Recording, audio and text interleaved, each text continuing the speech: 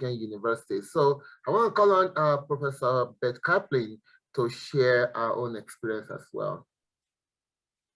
Hey, great. Thank you so much. This is really an honor to be here, and these last three talks have really been fantastic and thought-provoking.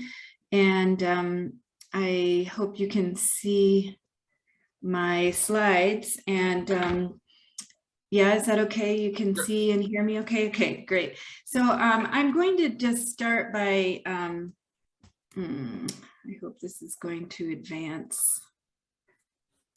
Okay. I'm going to start by talking to you about this Center of Excellence in Biodiversity and Natural Resource Management.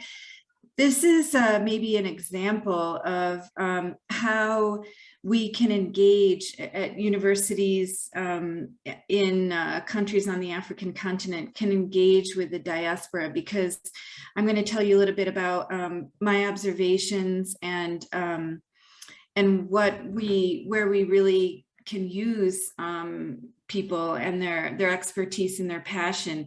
This is a knowledge management research center. It is in the government of Rwanda. It's part of the public higher learning institution, the University of Rwanda.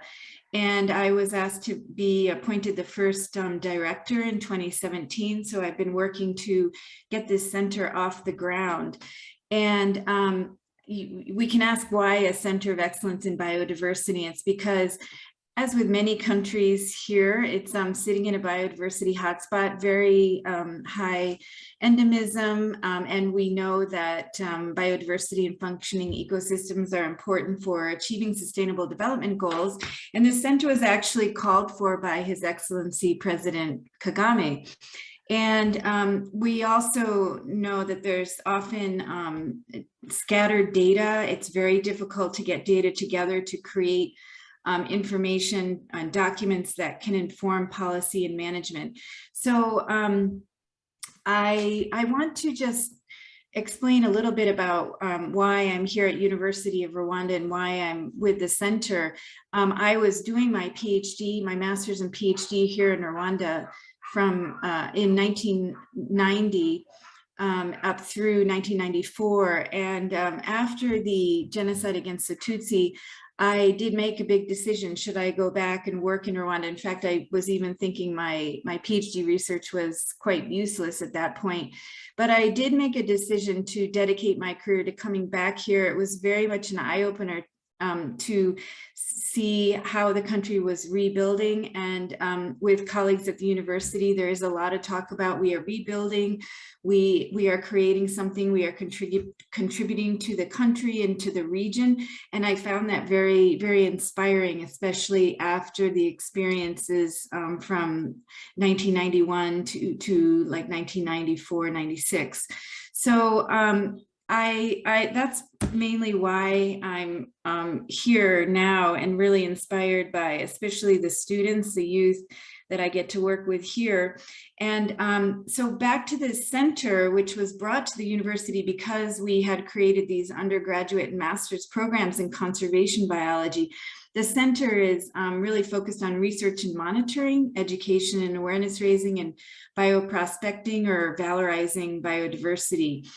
And we also recently became a UNESCO Category 2 status. So there's a lot of expectations for this center to work regionally and to interact with larger networks. And now I want to talk about some of the research we're doing. We're really raising all our own money right now for all the different projects we have. So the main thing I want to tell you here is about the themes that we are working in. And I just came from the Association for Tropical Biology and Conservation meetings in Cartagena, Colombia, where it's really full of science and a lot of talk about science in tropical regions, and mostly driven by theory. And I reflected on the fact that a lot of what we're doing here in Rwanda and in the department I work in biology department and in the center, the research is really driven quite differently. It's driven by these global and international entities, like we are in the UN Decade of restoration, the bond challenge, green growth, the sustainable development goals. These really drive what we are supposed to focus on, because we have to do research that informs the government and the government needs, as we are in this in a public institution. So the main themes that we're working on in the center, one of them is taxon expertise, which may not seem to link to these, but it does have to do with being able to monitor, for example, restoration sites, climate adaptation, or nature-based solution interventions. And because we are in a biodiversity hotspot, and I estimate that we find about 1 new species a year in Rwanda. However, most of those species are being identified by biologists from outside the country. Most of the material is brought outside the country. And I think that's really a big problem, that that work should be done inside the country by biologists, taxonomists, systematists in the country. And we are also looking at developing biological indicators appropriate to the ecosystems we have here in the country and in the region. A lot of what we do is agriculture and biodiversity. As a previous speaker, it's really great to have somebody in the agriculture sector, because it is a dominant sector here and is so important to how effective we can be at biodiversity conservation. And so we have a lot of projects looking at that intersection of agriculture and agroecosystems and biodiversity. And I mentioned restoration, climate adaptation, and also we're very much driven by doing science to inform policy. And I also want to mention, which I think many of you know, a lot of what we do is driven by the major donors like UNDP and the World Bank. We may get involved in various points along the way of those projects that are brought to the country. So what I want to focus on now is what really is going on with tropical biology or ecology or conservation biology, whatever particular, special area or discipline you're in. Here on the African continent. In particular, a metric could be the number of first authored articles in peer-reviewed journals. So why are there so few? There's always these statistics coming out from the different journals like Biotropica or Conservation Biology. Why so few first authored papers from African researchers? So some of the observations I've made have to do partly with, in academia, we're still developing a research culture, and we talk about what is a research culture, what is an academic culture. Many of the universities have only recently shifted from being teaching colleges to research as part of the performance contracts. And having this research focus, we are often oriented a little bit differently from researchers in the West who are more driven by theory. Postgraduate training is very, very new here in many universities, and in Rwanda it's very new. We also have a low proportion of PhDs and academic staff, and mentoring is quite new here as well. And we do a lot of training on how to mentor. Brain drain is a huge reality that we experience. Also language issues. As many of you know, Rwanda has switched languages fairly recently, which had a big impact. It was very difficult for many people. Funding issues, and also the issues of getting, if you want to network or be in that academic group culture, getting to conferences, getting the ability to get visas even is a hindrance. So there's also the issues of the legacy of colonialism and the context of being in these resource poor areas. And the quality of education can often suffer. And there's what I call this Western privilege. And these diagrams here are just showing some of the constraints comparing the African continent to the rest of the world. In terms of GDP or internet, and there's other metrics that could be looked at. But why does this matter? Well, it certainly does matter. And why is because of the African continent composes about 17% of the total world population. And we know that there's a lot of biodiversity hotspots here. And we can ask, what does it mean when we don't have the voices of these people? And this is not anything new that I'm saying. The previous speakers also talked a lot about this. And so what I want to conclude with is some of my observations about what can be done. And I think we need durable, real partnerships. And again, Vijita, the previous speaker, talked about this. It was really great to hear her thoughts as well.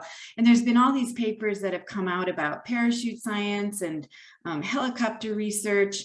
But this is where I think the diaspora really can play a role. In the diaspora community, you have access to different funding sources from what we have in the universities on the continent. You also have different ways of working and different cultures of working in academia that can be important to bring and share here.